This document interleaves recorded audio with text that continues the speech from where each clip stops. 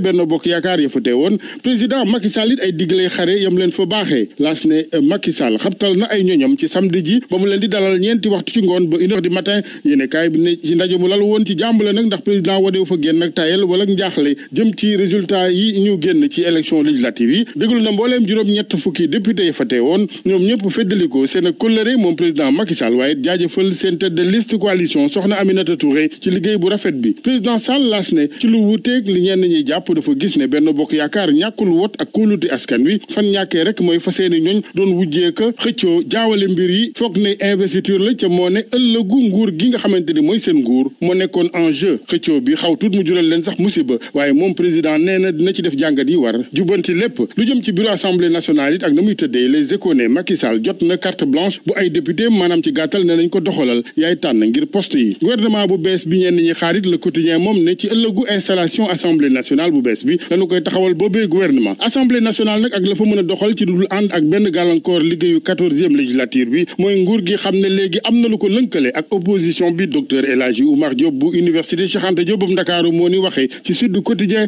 ndax dafa gis ne waxtaan su amul diggante ñaari wàll yi lëngoo ngir liggéey bi du yomb ci ñi fa ëppale toogu di majorité bi danoo war a xam ne seen njariñ ci ñu gën a jege opposition Benno Bokk Yaakaar ak élection yeneen yu HCCT au conseil collectivité territoriale mbootaay gi mel ni kuy dawal laxlaalo ci tali bu ne yàmmalang l'info moo ni waxee ak coalition yu mag yu opposition bi wan ginnaaw yooyee wote HCCT ku moytuwul Benno Bokk Yaakaar rafle lépp bu ko defee mu sokola beige rawatina ba juróom-ñaar fukk membre yi sax président ci boppam moo leen di tànn moom président Macky Sall nag président Abdoulaye Wade mel ni ku koy kalaame ca ku tedd ki ca Touba Mbacké ndax la tribune xëy na xamal ñu ne moom xalif général kulu murid Serigne Mountakha Bassirou Mbacké dalal na délégation PDS bu fa Abdoulaye Wade yebaloon ñu fàttali ko moom kilifa gi la ñu juboo woon ca Masalikul Jinaan yéene kaay bi ne bokkoon na ci diggéey président Sall jëm ci ñibbisi Karim Wade ci lu lalu ci benn condition waaye ba sànq furas daal di xiddeen moom Karim Wade ci ndajem délégation PDS be ku tedd ki xamal na fi kilifa gi yéeneem nekk mbër bu keroogee 2024 kilifa gu tedd gi ñaanal délégation bi seede fa seede yu rafet jëm ci président Abdoulaye Wade taalibe bi mu doon mag bi mu doon ci yoon wi wàllu liggéey libération xëye këru téléphone gi di Expresso yéene kaay bi ne direction bi ci boppam di kilifteefal kër gi ñoo ñàkk réseau ndax ginnaaw ba nu fa dàqee liggéeykat yu bari ndax cooxe ci wàllu koom ñu ne dañ caa teg dàq juróom fukki agent yeneen ngir takkum brassard rouge une saas ñaawlu doxalin wi Guy Marius Sagna noonu moom mi gis ne sax fukki at ak ñaara ngile daanaka Expresso deful benn investissement Sénégal kër geneen di kërug yónnee ak koppar gi di wee